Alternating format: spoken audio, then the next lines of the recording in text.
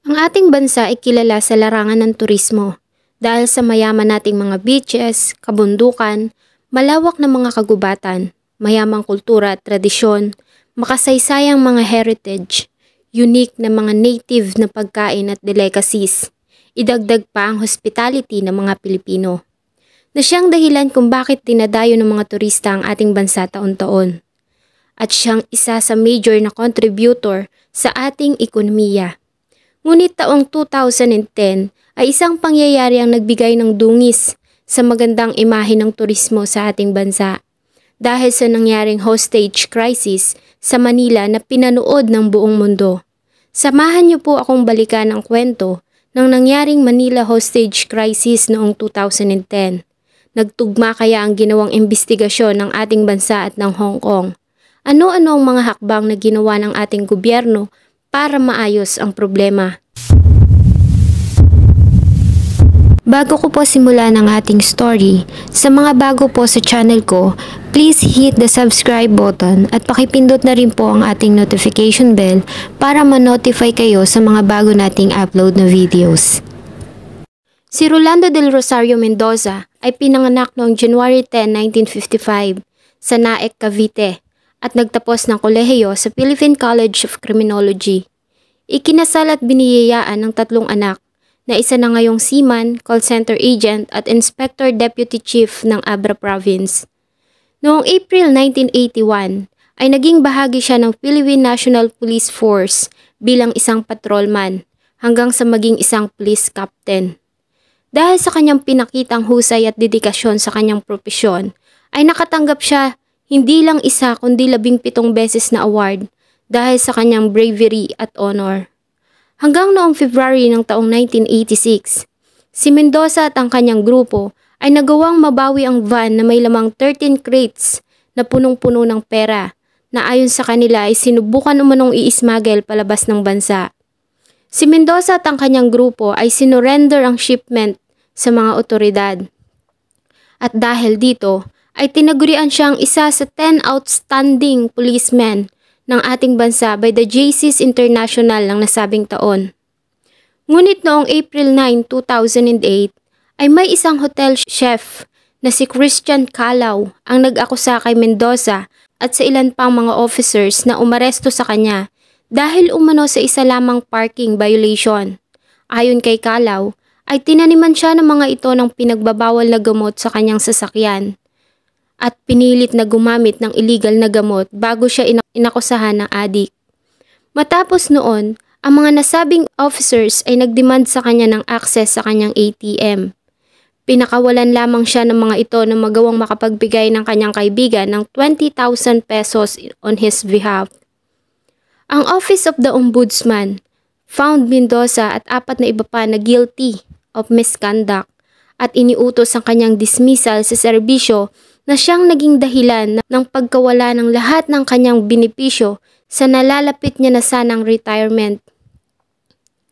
Ngunit noong August ng taong 2008, ang 8th Division ng Manila Prosecutor's Office vacated the case dahil sa hindi nagawang umattend ni Calao sa ginawang dismissal proceedings.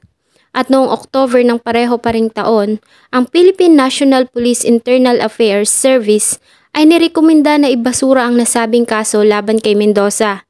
Ganun pa man, February ng taong 2009 ay nadismiss pa rin si Mendoza sa police force at sinampahan ng kasong extortion. August 23, 2010, nang ganap na alas 9 ng umaga, habang ang isang tourist bus na nakaparada sa Fort Santiago at hinihintay nito ang mga pasaherong turista na nagmula sa Hong Kong at isang tour guide. Maya-maya pa ay sumakay na ang mga nasabing pasahero sa bus kasunod ng mga ito ang isang lalaki na may dalang handgun at M16 rifle. Sinabi nito sa driver ng bus kung pwede ba siyang makasakay ng libre na dinecline nito. Doon na nito sinabi na sila ay kanya ng mga hostages. Pinosas nito ang kamay ng driver sa steering wheel at iniutos sa mga sakay na sarhan ang kurtina ng mga bintana. Bago nito iniutos na dalhin ang bus sa Rizal Park. Nang bandang alas 10 ng umaga, ay huminto ang bus sa harap ng Quirino Grandstand sa Rizal Park at around 10:30 Ang tour guide na si Masachet Tin Chun ay tumawag sa kanyang agency sa Hong Kong at sa naging conversation nito sa kanilang customer service manager ay sinabi niya na sila ay ginawang hostage. Maya-maya pa ay dumating na ang mga pulis sa area. Si Colonel Orlando Yebra at Major Romeo Salvador na dating mga kasamahan ni Mendoza sa serbisyo ang siyang naatasang makipag-negotiate dito. Kung saan ay sinabi ni Mendoza na nais niya na muli siyang ibalik sa serbisyo at pag nagawa nila ang kanyang demand ay voluntarily siyang susuko with handcuffs on. Samantala, sa isang area malapit sa lugar ay busy naman ang mga miyembro ng Manila Police SWAT team na nagre-rehearse sa gagawing pagliligtas sa mga hostage. Gumamit sila ng isang bus at ni-rehearse ang senaryo kung paano nila gagawin ang pagliligtas sa mga hostages. Ang mga member ng Special Action Force o SAF ay dumating na din sa area taking positions. Ang Vice Mayor naman ng Manila noon na si Isko Moreno ay nagtungo sa tanggapan ng Ombudsman para gawa ng aksyon ng demand ni Mendoza. Maya-maya pa ay pinakawalan na ni Mendoza ang 6 na mga turist, kabilang ang mag-asawang elderly, isang babae na may 2 anak at isang 12 years old na lalaki. Bilang kapalit ay sumakay sa bus ang 2 Filipino photographers na nag-volunteer kapalit ng mga pinalayang hostage. Makalipas pa ang 1 oras ay pinalaya niya din ang isang Filipino tour guide at ang 2 Filipino photographers na nag-volunteer. Dumating na din ang mga media sa lugar at lahat ay nagpapaligsahan para sa magandang coverage ng hostage crisis. Lahat ay nag-ere ng live coverage hindi lamang sa ating bansa, maging sa iba't ibang bahagi ng mundo. Sa loob ng bus ay may naka-install na television, kaya naman nagawang makita ni Mendoza ang mga balita kung saan ay puro negatibo ang sinasabi ng mga ito tungkol sa kanya na kanyang ikinagalit. Kaya nagdemand siya na magpapunta ng media para siya ay interviewin at masabi niya ang kanyang side sa publiko. Dahil sa hindi safe ay hindi pumayag ang mga pulis na magpadala ng media. Ganap na 1:30 ng tanghali, matapos ang 1 oras na paghihintay ng media ay naubos ang pasensya ni Mendoza at hindi na ibigay ang kanyang demand. Kaya naman ay nagpaskil ito ng note sa bintana ng bus saying, "Media now" at 3 p.m. deadlock. Pinosas niya ang tour guide sa pintuan ng bus para bigyan ng warning ang mga pulis na hindi siya nagbibiro. Nang sumapit ang 2:00 ng tanghali, ay isang hindi inaasahang bisita ang dumating sa eksena. Ito ay ang kapatid ni Rolando Mendoza na si SPO2 Gregorio Mendoza at nang makita siya ng mga pulis ay agad silang naalarma. Nilapitan siya ni Major Salvador bago pa man niya magawang makalapitan ng kapatid. Ayon sa kanya ay gusto niyang kumbinsihin ang kapatid na itigil ang ginagawa. Dahil sa inakala nila na kasabwat ito ni Rolando ay agad nila itong dinisarmahan. Matapos ang komosyon ay kinausap ito ng mga pulis na tulungan sila para kausapin si Rolando na sumuko na. Maya-maya pa, mula sa tanggapan ng Ombudsman ay tumawag si Vice Mayor Isko Moreno kay Rolando Mendoza at sinabi nito sa kanya na ang kaso niya ay inaayos na. Paglubog ng araw ng 6:00 ng hapon, ang radio station na DZXL-RMN ay nagawang makontak si Rolando Mendoza at nagsagawa ng live interview. Ang host nito na si Michael Rogas. Captain Rolando Mendoza, magandang gabi ho sa inyo. Magandang gabi po. Si Michael Rojas po ito ng RMN. Ano po ang plano ninyo? Kung pabor o hindi sa inyo, yung pong desisyon o yung demand ninyo, ano pong gagawin ninyo? Anong plano ko ninyo? Imposibleng hindi maging pabor sa akin ang desisyon kasi sa lahat ng papel ay sinasabi na maling-mali ang pangyayari na nangyari sa akin.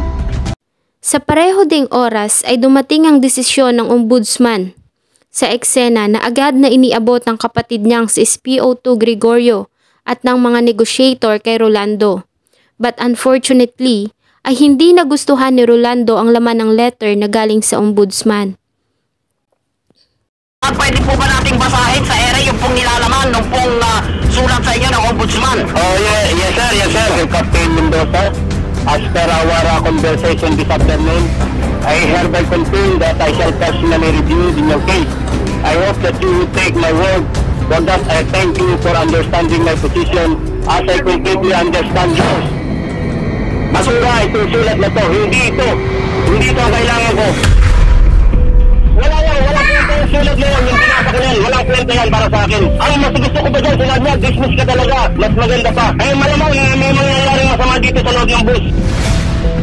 Ang galit na si Rolando Mendoza ay sinubukang pakalmahin ng mga negotiator. Ayon kay Colonel Yebra, ay susubukan niyang kumbinsihin ang mga higher officials para isuspend ang implementation ng penalty at ang nasabing kondisyon ay tinanggap ni Rolando. Sa kasamaang palad, ang mga nasabing superiors ni Colonel Yebra na sila Mayor Lim at General Magtibay ay hindi nagkasundo tungkol sa suspension ng penalty at nagkasundo pa na pag-usapan ang nasabing issue sa isang malapit na restaurant habang kumakain ng hapunan.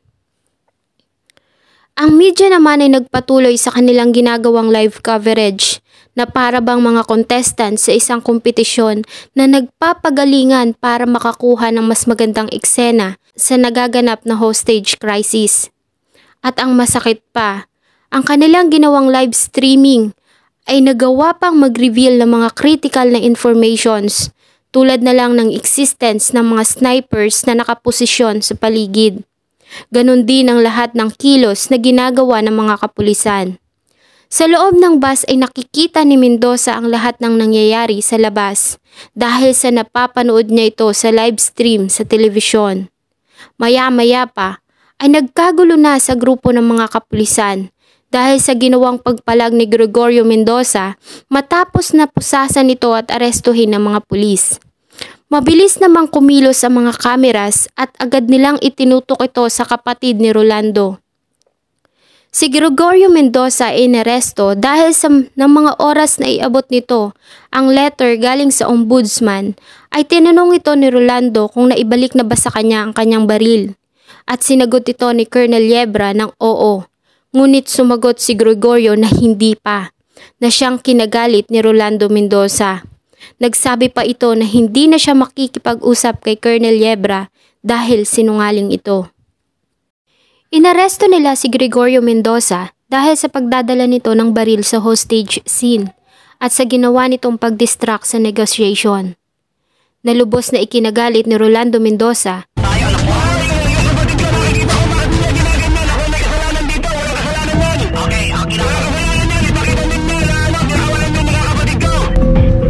At maya-maya pa ay nakarinig na sila ng putok ng baril mula sa loob ng bus.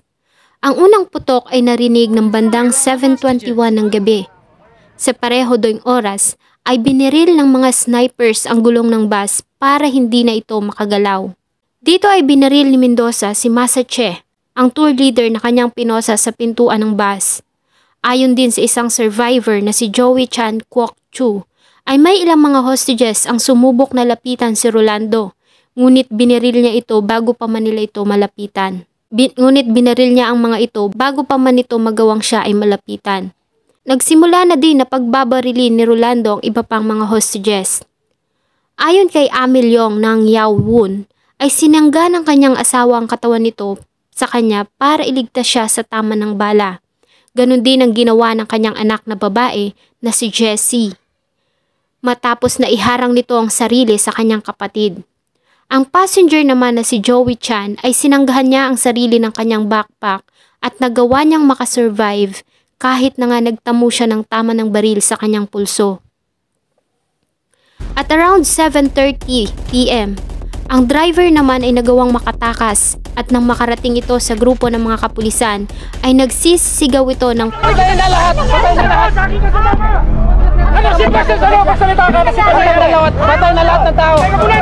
Patay na lahat ng tao! Patay na lahat! Dahil sa naging pahayag nito ay inakala nila na patay na ang mga hostages. Ang Special Action Force o SAF ay nanatiling alerto at naghihintay ng order para kumilos. Ngunit sa kanilang pagkagulat, ang ground commander na si General Magtibay ay naglabas ng utos at imbis na SAF ay ang SWAT ang inutusan nitong gumawa ng trabaho. Na kanila ding ikinagulat Dahil sa lahat ng nandoon ay ang Special Action Force ang mas may kaalaman sa nasabing trabaho. Ganun pa man ay pumasok na ang SWAT sa eksena ng 7:37 p.m. Sinubukan nilang basagin ang bintana ng bus na yari sa plexiglass gamit ang sledgehammer. Ngunit nabigo sila dahil sa matibay ito kaysa sa bus na kanilang pinagpraktisan. Samantala, ay pinapanood naman ni Rolando Mendoza ang kanilang ginagawa sa loob ng bus mula sa telebisyon. Dahil sa nabigo na basagin ang mga bintana, ay nagbago ng plano ang SWAT at tinalian nila ang pintuan ng bus bago nila ito itinali sa isang police mobile para mabuksan ang pintuan ng bandang 7:45 p.m. Ngunit unfortunately, ay naputol ang lubid at nabigo pa rin sila na mabuksan ang bus. Matapos ang ilang bigong attempt ay tumanggap sila ng suggestions mula sa media at ang plano ay gamitin ang emergency exit para gawing entrance na siya nilang ginawa habang pinapanood sila ng buong mundo mula sa live stream. Ganon din ang hostage taker na si Rolando. Nang makagawa sila ng opening ay sinubukan nilang makapasok. Ngunit bago pa man sila makapasok ay pinaulanan na sila ni Rolando ng putok ng baril. Buti na lang at walang nasaktan sa mga member ng SWAT. Kahit na nga isa sa kanila ay tinamaan ng bala sa helmet. Dahil bagong ground commander ay naglabas ng bagong utos. At this time ay inatasan niya ang SAF o Special Action Force over the situation. Nang pumasok ang SAF sa eksena, ay agad silang nakabuo ng plano. Nagtapon sila ng 2 canister ng tear gas sa loob ng bus mula sa likuran na siyang naging dahilan para umatras ang nasuffocate na si Rolando mula sa likuran hanggang sa unahan ng bus. Habang ang mga snipers na nakaposisyon sa paligid ay nakatutok ang kanilang mga baril sa loob ng bus. Nang makarating si Rolando sa harapan at mapatapat sa open area, ay agad siyang binaril ng isang sniper. Ang nasabing putok ay tumama sa kanyang ulo na agad nitong kinamatay. Sumunod na pumasok ang mga rescuers at nagulat silang lahat nang makitang may mga buhay pa sa loob ng bus. 6 sa mga hostages ang dinala sa Manila Medical Center Hospital, kung saan ay 2 ang namatay. 2 pa sa mga biktima ang dinala sa Philippine General Hospital habang ang natitirang 7 hostages ay dinala sa Manila Doctors Hospital. 8 mga Hong Kong tourists ang namatay habang 13 naman ang mga survivors. Matapos sa madugong pangyayari, ay agad na naglabas ng utos si former President Benigno Aquino III para magsagawa ng isang imbestigasyon tungkol sa pangyayari. Ang imbestigasyon ay pinangunahan ng Post-Critical Incident Management Committee sa ilalim ng pinagsamang kaalaman ng Joint Incident Investigation at Review Committee na pinangunahan ni former Secretary of Justice Leila de Lima at ng mga prosecution na pinangunahan naman ni Shelito Celi. At para sa transparency towards the Hong Kong government, ay inimbitahan ni former President Aquino ang Hong Kong Police Force para magpadala ng team na mag-uobserba sa ginagawang investigasyon. Si Donald Chang, ang Chief Executive ng Hong Kong, ay nagpahayag ng pakikiramay sa pamilya ng mga biktima at nangako na gagawin ng kanilang gobyerno ang lahat para mabigyan ng tulong ang mga biktima. Samantala, ay nabigay naman ito ng pahayag tungkol sa pagkadismaya sa ginawang aksyon ng mga kapulisan at ayon din sa kanya ay hindi niya nagawang makakonekta ng tawag kay former President Aquino during the siege. Ang Hong Kong ay agad na nagpadala ng 2 eroplano na may mga sakay na mga doctors at counselors papuntang Manila para magbigay ng suporta sa mga survivors ng incident at para iuwi sila sa Hong Kong. August 25, 2010, ang mga katawan ng mga biktima ay iniuwi sa Hong Kong. Ang coroner ay nagdesisyon na magsagawa ng investigasyon tungkol sa pagkamatay ng kanilang mga tao at agad na nag-utos para sa autopsy ng 8 mga katawan. 5 ang agad na isinailalim sa autopsy, samantalang ang 3 ay hindi na dahil na rin sa request ng mga pamilya. Lahat ng watawat ng Hong Kong at China ay ibinaba sa gitna mula August 24 hanggang 26, 2010. At sa gabi, ang mga multimedia display at mga symphony lights ay sinuspinde bilang pagpapakita ng pakikidalamhati sa mga biktima. Agad din silang naglabas ng pahayag na hindi muna sila tatanggap ng mga travelers mula sa Pilipinas at diniscourage din nila ang mga Hong Kong citizen na magtungo sa ating bansa. Pinayuhan din nila ang mga Hong Kong nationals na nasa Pilipinas na bumalik na sa Hong Kong. Kinansila din ang visa free na privilege para sa mga Philippine officials at diplomats. Ganon din ang pagpapatigil sa mga Pilipino na pumasok ng Hong Kong para umano maiwasan ang galit ng mga tao dahil sa nangyaring insidente. Dahil sa ang bus driver na si Alberto Lubang ay nakatakas sa kabila ng naging pahayag nito na pinosas siya sa steering wheel, ay pinagtaka ng mga pulis, kaya naman agad nila itong inimbestigahan. At ayon sa kanya, ay nagawa niyang makawala sa pagkakaposas gamit ang nail cutter. Subalit noong August 27, 2010, ay bigla itong naglaho kasama ang kanyang pamilya. Umalis ang mga ito sa kanilang tinitirhan, subalit humarap naman ito sa ginawang pagdinig ng Investigative Committee noong September 7, 2010. Sa ginawang preliminary investigation, ayon sa kanilang report na inilabas noong August 31, 2010, ang ballistic test ay nagpapakita na ang mga tinamong sugat ng mga biktima ay nagmula sa high-caliber weapon na pinaputok within the coach. At ang 65 na na-recover na mga basyo ng bala ng M16 rifles ay nagmula sa coach. 58 dito ay nagmula sa baril ni Rolando Mendoza na nagpapakita na ang lahat ng namatay ay pinatay ni Rolando Mendoza. Ganon pa man, sa naging pahayag ni Secretary Leila de Lima noong September 3, 2010 ay inamin nito na may mga posibilidad na ilan sa mga hostages ay aksidenteng tinamaan ng baril ng mga pulis. Matapos na makumpleto ang ginawang initial inquiry noong September 15, 2010, ay bumiyahe ang JIIRC sa Hong Kong para makapanayam ang mga nakaligtas. Ang nasabing report ay dumaan muna sa Chinese Embassy sa Manila noong September 20, 2010 bago ito inilabas sa publiko.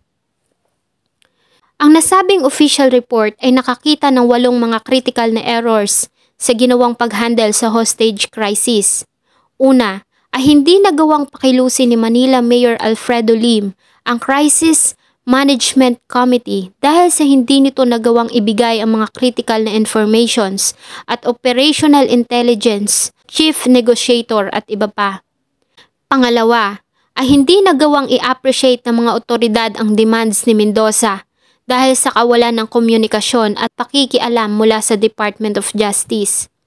Pangatlo, ay pinayagan ng mga pulis na sumama si SPO2 Gregorio Mendoza sa negotiating team. Pang-apat, ay ang ginawang utos ni Mayor Alfredo Lim na arestuhin si Gregorio Mendoza sa eksena.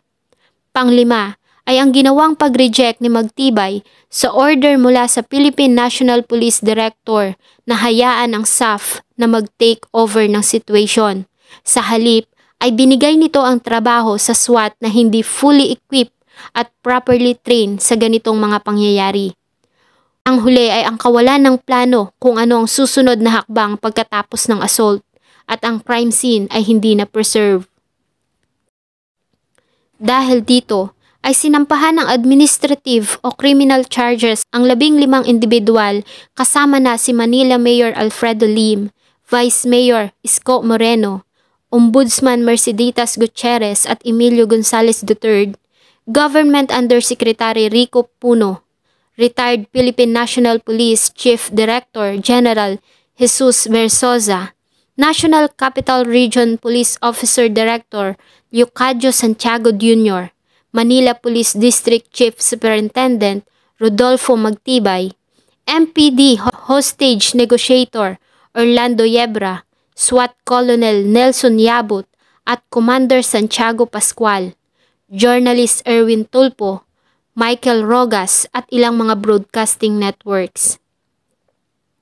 Ang Hong Kong government ay nag-imbita ng 160 na mga representatives mula sa ating bansa para mag-participate sa kanilang investigation na nagsimula noong February 14, 2011.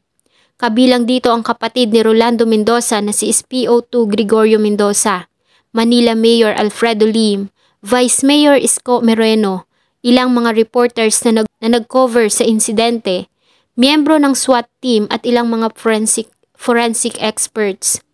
Samantala, ang nasabing investigasyon ay tinanggihan ni Alfredo Lim at Isko Moreno dahil ayon sa kanila ay dapat umanong respetuhin ng Hong Kong ang inilabas na konklusyon sa ginawang investigation ng Pilipinas na si Mendoza ang responsible sa mga namatay.